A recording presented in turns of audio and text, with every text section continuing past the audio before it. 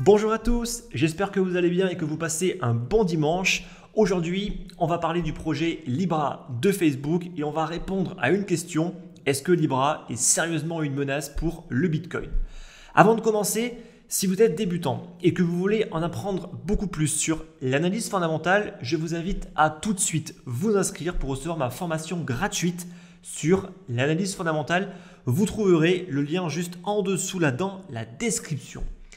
Le projet Libra, est-ce que c'est véritablement une menace pour le Bitcoin? Eh bien écoutez, premièrement, le Libra n'est pas une blockchain publique. Alors que vous le savez, le Bitcoin est une blockchain publique. Mais est-ce que c'est véritablement un problème? Oui et non. Alors ce n'est pas une blockchain publique, c'est en fait un consortium. C'est un consortium, ça veut dire que ce sont tout simplement des nœuds qui vont être choisis. Ou du moins il y a des critères à l'entrée. Ça veut dire que tout le monde ne peut pas être un nœud. Par exemple, dans le réseau Bitcoin qui est public, tout le monde peut être un nœud. Tout le monde peut être un nœud, alors que dans un consortium, c'est justement choisi. Et là, c'est un consortium d'une centaine d'entreprises. Déjà, il y a un gros panel qui est déjà annoncé, d'autres qui vont arriver, qui vont justement avoir un nœud sur ce réseau. Donc déjà, en fait, premièrement, il y a une grosse différence entre le Bitcoin qui est complètement public et Libra qui lui est un consortium d'entreprises. Premier point. À noter quand même qu'ils estiment que d'ici à 5 ans, ils pourraient basculer sur quelque chose qui est beaucoup plus ouvert et beaucoup plus public. Bon, ça c'est purement théorique pour l'instant et on part sur une échelle de temps qui est quand même relativement longue, en l'occurrence dans 5 ans. Donc c'est juste une perspective. Au final, beaucoup de choses pourraient changer et évoluer d'ici là. Deuxième point, Libra, ce n'est pas une blockchain. Alors peut-être que plein d'entre vous là sont en train en fait de tomber de haut, mais Libra n'est pas une blockchain. En fait, d'un point de vue technique, le projet Libra n'est pas une blockchain. Mais est-ce que c'est véritablement un problème? En fait, pas du tout. Pourquoi? Parce que plein d'autres projets très connus ne sont pas une blockchain d'un point de vue technique. Par exemple, XRP, par exemple, IOTA, par exemple, Holochain et plein d'autres projets qui d'un point de vue technique ne stockent absolument pas les transactions, ne stockent pas les informations dans des blocs qui vont être liés entre eux. Ils vont utiliser d'autres technologies et Libra justement utilise la technologie qui s'appelle le Ledger State. Alors je ne rentrerai pas en fait dans le détail maintenant, en tout cas dites-vous que ce n'est pas une blockchain d'un point de vue technique. Mais concrètement, qu'est-ce que ça importe? Qu'est-ce que ça importe concrètement que Libra soit une blockchain ou pas, ou utilise une autre technologie? C'est pas ça qui est important. Ce qui est important en fait, c'est de savoir si les informations sont accessibles publiquement ou pas. Et là, pour le coup, Libra a plutôt à dire un point négatif, dans le sens où les informations ne sont pas accessibles publiquement. Alors si vous, par exemple, vous faites une transaction, vous pouvez avoir accès à cette transaction. Mais si, par exemple, une autre personne souhaite en savoir plus sur ce qui s'est passé sur une transaction qui n'est pas la sienne, il n'y a pas accès. Donc là, c'est un gros point très différent de ce qu'on peut retrouver sur la plupart justement des blockchains qui sont publiques, dans le sens où tout est accessible. Même par exemple XRP, qui n'est pas véritablement une blockchain, toutes les informations sont accessibles publiquement. Là, ce n'est pas le cas. Et c'est ça en fait le plus gros des problèmes. Que d'un point de vue technique, ce soit une blockchain ou pas, concrètement, peu importe. C'est pas ça qui est important. Ce qui est important, c'est de savoir si les informations sont accessibles publiquement ou pas. Et là, justement, elles ne le sont pas. Donc, ça diminue énormément la transparence. Troisième point, Libra est censurable parce que c'est tout simplement une entreprise. Et même, déjà des pays ont déjà interdit Libra, comme la Russie, et très probablement, même si ce n'est pas encore dit explicitement, l'Inde et la Chine qui n'auront aucun mal à interdire Libra chez eux, sachant que Facebook est déjà même plus ou moins interdit. Donc c'est censurable parce que Libra au final c'est Facebook, bien que ce soit une fondation qui dirige, au final ça reste quand même Facebook et aux yeux des gens, aux yeux des régulateurs, c'est Facebook. Donc concrètement c'est censurable, donc pour l'instant on va dire que Libra pourra uniquement opérer dans les pays où c'est autorisé. Et ça change tout parce que le Bitcoin, lui, n'est pas une entreprise et il n'est pas censurable. Alors certes, on peut quand même interdire l'usage du Bitcoin, mais en pratique, c'est beaucoup plus compliqué. En pratique, même en Chine, si on veut faire des transactions Bitcoin, on peut le faire. En acheter, c'est certes plus compliqué, mais on peut quand même échanger parce qu'au final, on ne peut pas censurer le Bitcoin. Ce n'est pas une entreprise, on ne peut pas interdire le Bitcoin et on ne peut certainement pas l'éteindre. Alors que justement, le projet Libra, il y a déjà des pays comme les États-Unis qui ont demandé à ce que le projet soit tout de suite suspendu afin de regarder un petit peu plus précisément qu'est-ce qu'ils font. Ça, dans le cas du Bitcoin, c'est absolument pas possible. Donc ça, encore une fois de plus, c'est un signe que c'est complètement différent du Bitcoin. Quatrième point, Libra est-il à destination uniquement des pays en voie de développement? Et c'est ça en fait qu'on pourrait se poser comme question. Aujourd'hui, beaucoup de personnes se demandent, mais concrètement, Libra, ça sert à quoi? Tout comme le Bitcoin, beaucoup de personnes se posent comme question, le Bitcoin, ça sert à quoi? On a déjà en fait des cartes de crédit, on peut déjà payer de manière instantanée, ça ne coûte pas grand-chose. Et en fait, ce que beaucoup de personnes oublient, c'est qu'il y a des privilégiés, il y a des personnes qui ne sont pas du tout privilégiées. Et dans ce cas-là, en fait, Libra a vraiment raison dans le sens où ils veulent apporter des moyens financiers là où il n'y en a pas, en l'occurrence en Afrique. Et ils l'ont déjà fait avec Internet. Énormément d'entreprises comme Google, Amazon et justement Facebook s'efforcent de développer l'accès à Internet justement dans les pays africains parce qu'ils savent très bien que la croissance dans les années à venir aura lieu en Afrique.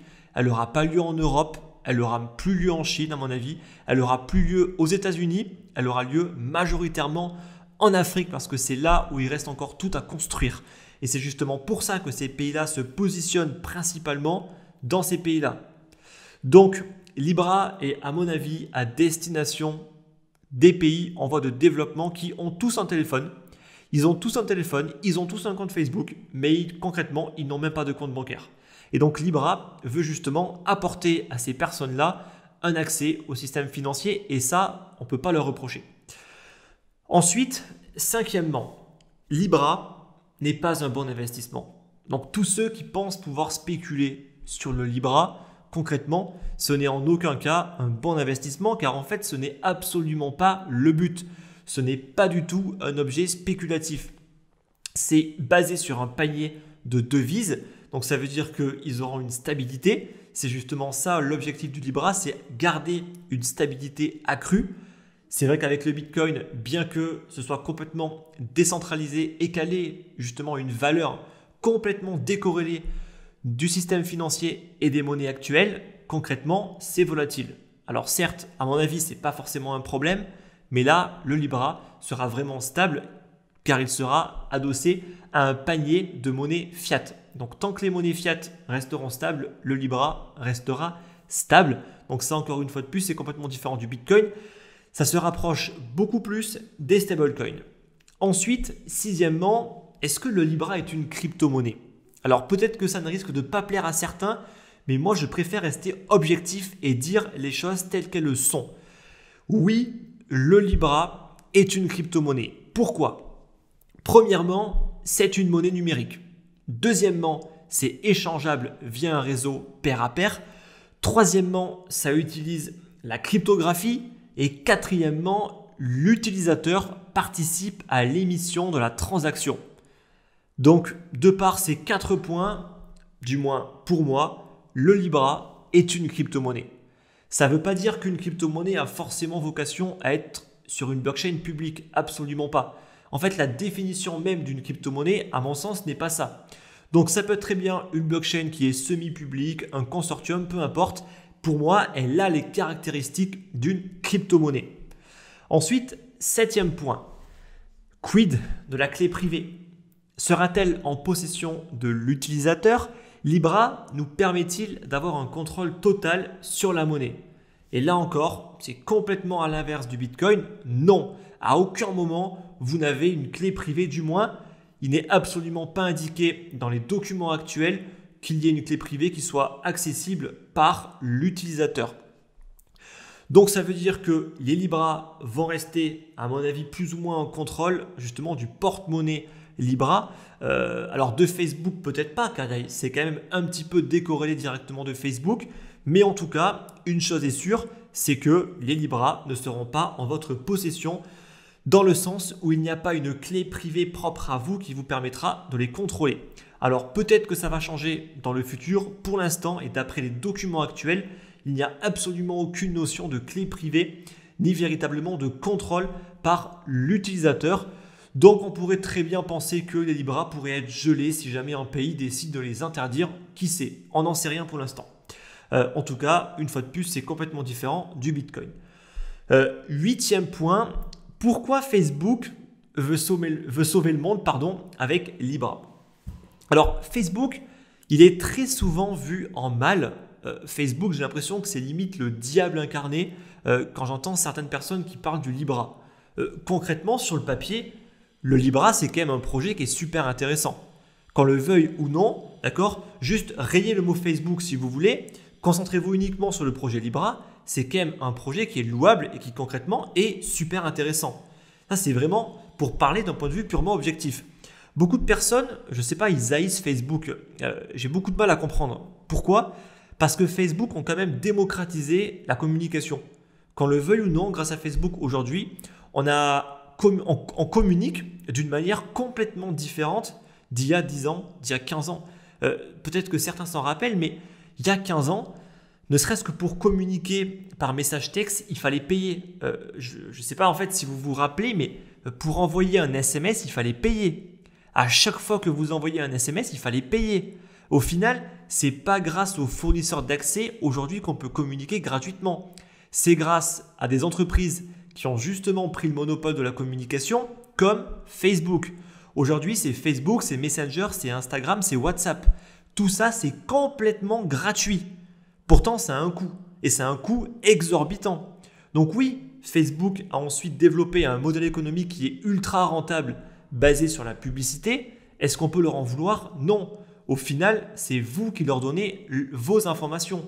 Ils ne viennent pas chez vous, vous les prendre. Donc, d'une manière ou d'une autre, vous acceptez justement ce qu'ils font avec vos données. Moi, je ne donne absolument aucune information à Facebook. Donc concrètement, ils n'ont aucune info sur moi, du moins ce que je pense. Mais j'ai envie de dire que même ce qu'ils arrivent à trouver, c'est moi d'une manière ou d'une autre qui l'ai mis sur Internet. Donc c'est uniquement à vous à contrôler ce que vous mettez sur Internet, du moins si vous n'êtes pas content de ce que Facebook fait de vos données. C'est un modèle économique comme un autre. En tout cas, il n'y a rien d'illégal dans ce qu'ils font. On peut également prendre l'exemple de Telegram. Donc Telegram, pour le coup, c'est également une application qui permet de communiquer, qui pour le coup, elle n'a aucun modèle économique car en fait, elle rapporte 0. Mais concrètement, elle a un coût.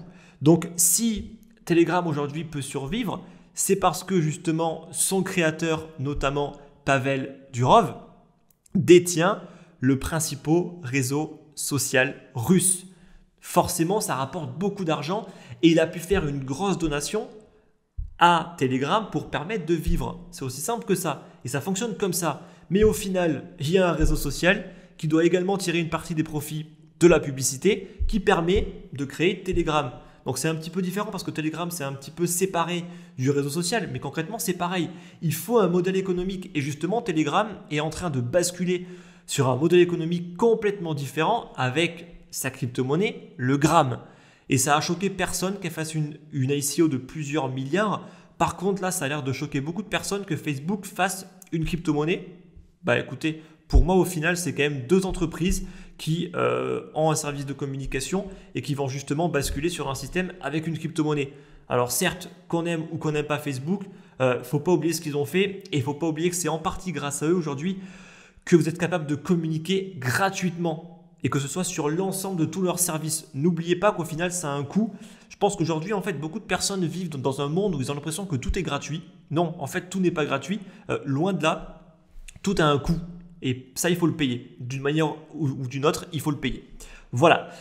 Donc, à mon avis, ce que fait Facebook aujourd'hui, c'est bien. Et justement, ils veulent faire ce qu'ils ont fait sur la communication avec la finance en permettant notamment à toutes les personnes qui sont non bancarisées, et on parle de milliards de personnes au final, on ne parle pas juste d'une poignée de personnes, non, des milliards de personnes qui sont non bancarisées, qui n'ont pas accès au système financier et ils veulent leur apporter ça. Et ça, au final, on ne peut pas leur en vouloir. Voilà, donc est-ce que Libra est un Bitcoin killer? Je pense que déjà vous avez un semblant de réponse, mais en fait, je vais vous dire qu'est-ce que le Bitcoin n'est pas. Le Bitcoin n'est pas créé par une multinationale qui a des intérêts privés, premièrement. Le Bitcoin n'est pas censurable au bon vouloir du régulateur et de ses créateurs. Troisièmement, le Bitcoin n'est pas centralisé au sein d'un consortium de 100 entreprises, mais décentralisé avec plus de 10 000 nœuds. Alors certes, il y a des problèmes de centralisation à cause des pools de minage, je vous l'accorde. Le Bitcoin n'est pas adossé à un panier de monnaie fiduciaire, mais il a sa propre valeur. Autant il y a des avantages comme des désavantages. Et ensuite, le Bitcoin n'est pas un système fermé qui n'est pas transparent parce que toutes les transactions sont accessibles publiquement. Donc, le Bitcoin, à mon avis, n'est absolument pas inquiété par une concurrence sérieuse qui pourrait briser, on va dire, les rêves de beaucoup. Par contre, à mon avis, Libra, c'est un concurrent sérieux à grand nombre de projets crypto. C'est également un projet qui, à mon avis, risque de concurrencer pas mal de blockchains qui proposent des contrats intelligents, des DAO et des applications décentralisées, car Libra va justement dans le futur permettre l'exécution de contrats intelligents avec leur langage de programmation qui s'appelle le Move. Et justement, si vous êtes intéressé d'un point de vue plus technique comment fonctionne Libra, je vous invite à aller voir la vidéo qui va apparaître en haut à droite de votre écran. Donc concrètement, à mon avis, ça va juste permettre de démocratiser davantage les crypto-monnaies. Ça pourrait également donner un cadre un petit peu plus légal aux stablecoins parce qu'au final, le Libra, ça va être un stablecoin et que maintenant, tous les projecteurs sont sur Libra. Donc peut-être qu'il y aura une régulation sur les stablecoins. Donc concrètement, en fait, pour moi, c'est que du bonus. Et même, j'ai envie de dire, si Libra peut devenir un concurrent sérieux à un grand nombre de projets, tant mieux.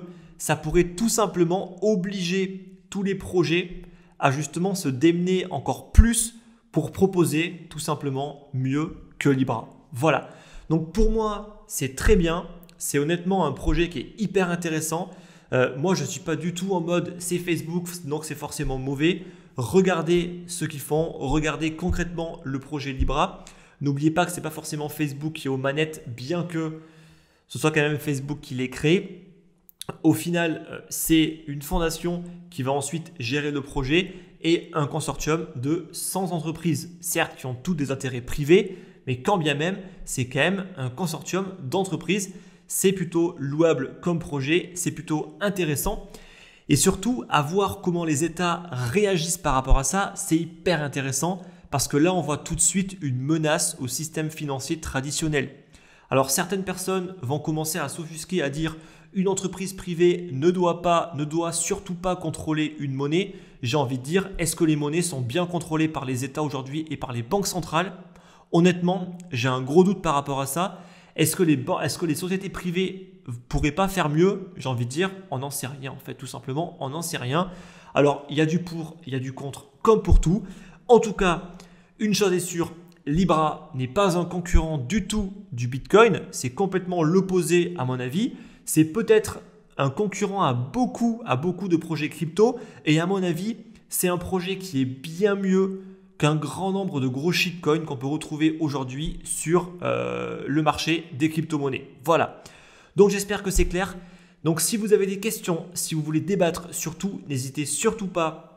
Ça se passe dans les commentaires. Si vous avez aimé la vidéo, n'oubliez pas de mettre un like. Je vous dis bon dimanche. Je vous dis à la semaine prochaine. À tout de suite. Ou plutôt à dans une semaine, pardon. Je vous dis merci. Bye.